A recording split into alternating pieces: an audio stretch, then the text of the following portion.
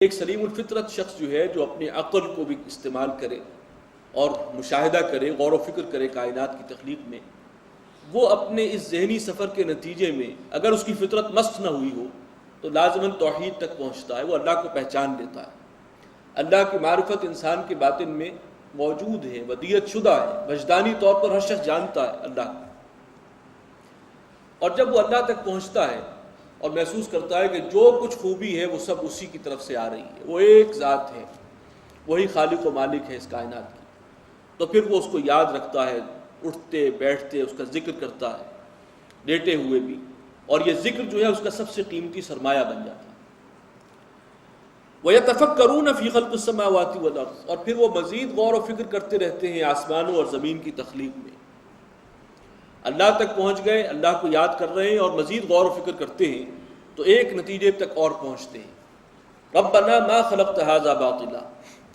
پروردگار تو نے یہ سب کچھ بیکار بے مقصد پیدا نہیں کیا۔ سبحانک فقنا عذاب النار، اس سے نتیجہ کیا نکالا انہوں نے؟ پروردگار تو پاک ہے، پس بچا لے ہمیں جہنم کے آگ کے عذاب سے۔ دیکھیے یہ عقلی سفر ہے، توحید تک پہنچے، مزید غور کیا کائنات میں۔ ایک بات جو ہے بالکل ایویڈنٹ ہے، اس دنیا میں اس کائنات میں ہر چیز با مقصد ہے، کوئی تنکا بھی بے مقصد نہیں ہے۔ آپ کا سائنٹیفک نالج جتنا آگے بڑھ رہا ہے اتنی ہی یہ بات اور زیادہ یقینی اور مضبوط ہو رہی ہے اپنے صداقت کے اعتبار سے کہ کوئی شے یہاں بے مقصد نہیں ہے۔ اگر کوئی شے بے مقصد نہیں ہے تو انسان کی زندگی کا کیا مقصد ہے؟ یہ تو انسان جو ہے یہ چھترے بے مہار کی طرح پھرتا ہے، جس کے ہاتھ میں لاٹھی اس کی بھینس، جس کے پاس اختیار ہے وہ دوسروں کو دباتا ہے، ان کے حقوق سلب کرتا ہے، ان کے ساتھ ظلم کرتا ہے، زیادتی کرتا ہے، اور پھر یہ ہے کہ اسی کی چودراہٹ بھی ہے، لوگ اسی کو جھک جھک کر سلام کر رہے ہیں، اسمبلیوں میں وہی پہنچ رہے ہیں۔ یہ کیا مذاق ہے؟ یہ دنیا تو پھر اس اعتبار سے نامکمل ہے، بے مقصد ہے۔ اگر انسان میں خیر اور شر کی تمیز ہے تو وہ کس لیے تھی؟ یقیناً کوئی ایک عالم، کوئی شے بے مقصد نہیں ہے، اور انسان کی تخلیق بھی بے مقصد قرار پائے گی اگر موت پر خاتمہ ہو جائے۔ پھر تو جس کے ہاتھ میں اختیار تھا، جو بڑے گھرانے میں پیدا ہو گیا، بس اسی کا ہے سب کچھ، غریب آدمی تو مارا گیا۔ پھر یہ خیر و شر کی تمیز، نیکی اور بدی کا تصور انسان کے اندر یہ کیوں ہے؟ یہ بتا رہا ہے کہ کوئی اور عالم ہوگا جہاں اس اخلاقی جو خیر اور شر کے تصورات ہیں اس کے حوالے سے کوئی نتائج نکلیں گے، جہاں ظالموں کی پکڑ ہوگی اور کوئی بچانے والا چھڑانے والا نہیں ہوگا، جہاں مظلوموں کی داد رسی ہوگی، اور جو اللہ کے وفادار ہیں، جو اپنے رب کو پہچاننے والے ہیں، جو اس کے لیے محنت کرنے والے ہیں، ان کو بھرپور اجر ملے گا۔ یہ ہے ان کا ذہنی سفر جس سے وہ اس نتیجے پر پہنچتے ہیں ایک عالم لازماً ہے، اور وہاں پر ظالموں کو بدترین سزا ملے گی، کوئی آگ کا عذاب ہے یا جو بھی سزا ہے، تو پروردگار اس سزا سے، اس عذاب سے ہمیں بچا لینا۔ یہ ہے ان کی دعا۔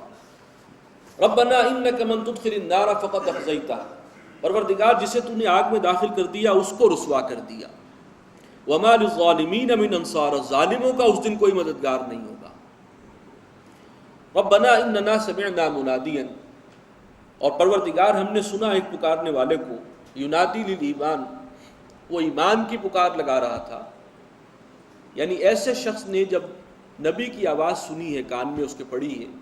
اور وہ نبی دعوت دے رہا ہے کہ اپنے رب کی بندگی کرو، آخرت کے عذاب سے بچو، تو اب ان کو محسوس ہوتا ہے یہ تو میرے اپنے دل کی آواز ہے۔ فآمنا، تو جیسے ہی ہم نے سنا کسی پکارنے والے کو کہ وہ ایمان کی پکار لگا رہا تھا، پس اب ایمان لے آئے۔ یہ ہے اصل میں مقام صدیقیت، اور جس کا سب سے بڑا ایک نشان، سمبل ہے حضرت ابو بکر صدیق رضی اللہ تعالی عنہ، جو اس معاشرے میں رہتے ہوئے بھی آغاز وحی سے قبل بھی موحد تھے، کسی بت کو سجدہ نہیں کیا انہوں نے، انتہائی نیک آدمی، اور جیسے ہی حضور صلی اللہ علیہ وسلم نے انہیں ایمان کی دعوت دی تو خود حضور کی گواہی ہے صلی اللہ علیہ وسلم کہ جس کے سامنے بھی میں نے ایمان کی دعوت رکھی ہے اس نے کچھ توقف کیا، کچھ وقت لگایا، اس کو سمجھنے میں اس کو ٹائم لگا، سوائے ابو بکر کے۔ جیسے ہی دعوت دی اسی لمحے انہوں نے قبول کر لیا۔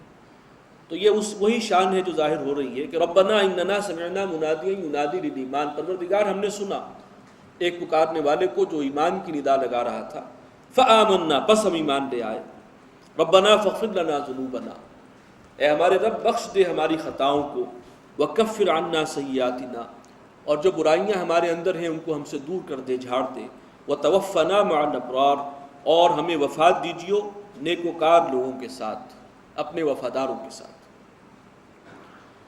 ربنا وآتنا ما وعدتنا علی رسلک،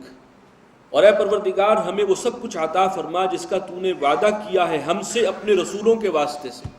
ولا تخزنا یوم القیامہ، اور قیامت کے دن ہمیں رسوا مت کیجو، انک لا تخلف المیعاد، یقیناً تو اپنے وعدے کے خلاف نہیں کرتا۔ بڑی جامع دعائیں۔ فاستجاب لهم ربهم، تو ان کے پروردگار نے ان کی دعا قبول فرما دی، انی لا اضیع عمل عامل منکم، کہ میں تم میں سے کسی بھی عمل کرنے والے کے عمل کو، محنت کرنے والے کی محنت کو ضائع نہیں کرتا، من ذکر و انثی، خواہ وہ مرد ہو یا عورت، بعضکم من بعض، تم آپس میں ایک ہی ہو، ایک دوسرے میں سے ہو۔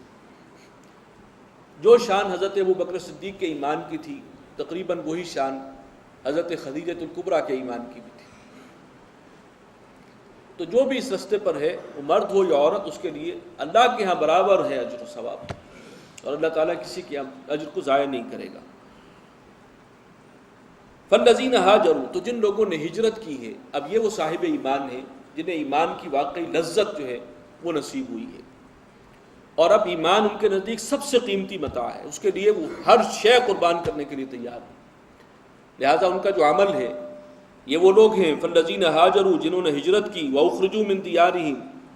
اور اپنے گھروں سے نکالے گئے اس ایمان کی وجہ سے، واوذوا فی سبیلی، اور میرے راستے میں انہیں تکلیفیں پہنچائی گئیں، اذیت پہنچائی گئی، وقاتلوا، اور انہوں نے جنگ کی ہے اللہ کی راہ میں، وقتلوا، اور اس میں وہ قتل بھی ہوئے ہیں، جام شہادت بھی نوش کیا ہے،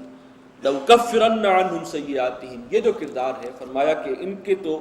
میں برائیاں لازماً دور کر دوں گا ان سے، وَلَأُدْخِلَنَّهُمْ جَنَّاتٍ تَجْرِي مِن تَحْتِهَا الْأَنْهَارُ، اور لازماً داخل کروں گا انہیں ان باغات میں جن کے دامن میں چشمے جاری ہیں۔ یہاں میں صرف اشارہ کر دوں، علمی طور پر یہ سمجھ لیجئے کہ قرآن مجید نے جو منعم علیہم لوگ ہیں، جن پر اللہ کا انعام ہوا، جن سے اللہ خوش ہے، وہ 4 کیٹیگریز بیان کی ہیں۔ سب سے اوپر انبیاء ہیں، اس کے بعد درجہ صدیقین کا، جن کے ایمان کی یہ شان، جو خرد کی گتھیاں سلجھا کر پہلے ہی پہنچ چکے ہیں توحید تک اور ایمان بالآخرت تک، اور پھر اس شان سے ایمان لاتے ہیں کہ پھر ہر چیز اللہ کے لیے قربان کرنے کو تیار ہے، یہ ہے صدیق۔ تو اسی لیے شہداء سے بھی اوپر درجہ رکھا ہے اللہ تعالیٰ نے ان کا، من النبیین والصدیقین والشہداء والصالحین، یہ 4 قسم کی کیٹیگریز ہیں، انبیاء کے بعد درجہ صدیقین کا، پھر شہداء کا، پھر صالحین۔ ثوابا من عند اللہ، یہ بدلہ ہے، یہ صلہ ہے ان کے لیے اللہ کی جانب سے، واللہ عنده حسن الثواب، اور اللہ ہی کے پاس ہے بہترین بدلہ۔ لا یغرنک تقلب الذین کفروا فی البلاد، اے نبی یہ جو کافروں کی چلت پھرت ہے، آنیاں جانیاں ہیں شہروں میں، یہ آپ کو دھوکے میں نہ رکھیں، اس کی وجہ سے آپ پریشان نہ ہوں، یہ کر رہے ہیں اپنا سا کام، متاع قلیل، یہ چند دن کا عیش و آرام ہے، ثم مأواہم جہنم، پھر ان کا ٹھکانہ جہنم ہے، وبئس المہاد، اور وہ بہت ہی برا ٹھکانہ ہے۔ لیکن الذین اتقوا ربہم، لیکن وہ اس کے برعکس وہ لوگ جنہوں نے تقوی کی روش اختیار کی، لہم جنات تجری من تحتہا الانہار، یہ لفظ تقوی کو آپ دیکھیں گے بار بار آ رہا ہے، اس کی تاکید بھی ہے، اور جنت میں داخلہ ملے گا متقین کو، جنہوں نے تقوی، پرہیزگاری کی روش اختیار کی، جو اللہ کے احکامات کو توڑنے سے بچتے رہے، جو حرام سے بچتے رہے، گناہوں سے بچتے رہے۔ لہم جنات تجری من تحتہا الانہار، ان کے لیے وہ باغات ہیں جن کے دامن میں چشمے جاری ہوں گے، خالدین فیہا، وہ رہیں گے اسی میں ہمیشہ، نزلا من عند اللہ، اور یہ جو جنتیں ہیں جن کا ذکر قرآن مجید میں ہے، جن کی نعمتوں کا، یہ سب ابتدائی میزبانی ہے اللہ کی جانب سے۔ یہ نزل، یہاں پر بھی لفظ نزل آیا، اور سورہ حامی و سجدہ میں بھی اس کو نزل قرار دیا گیا کہ جو مہمانوں کو فوری طور پر پیش کیا جاتا ہے، ٹھنڈا یا گرم ہماری اصطلاح میں، وہ نزل ہے۔ اصل ضیافت جو ہے وہ بعد میں ہے۔ اس ضیافت کے حوالے سے قرآن مجید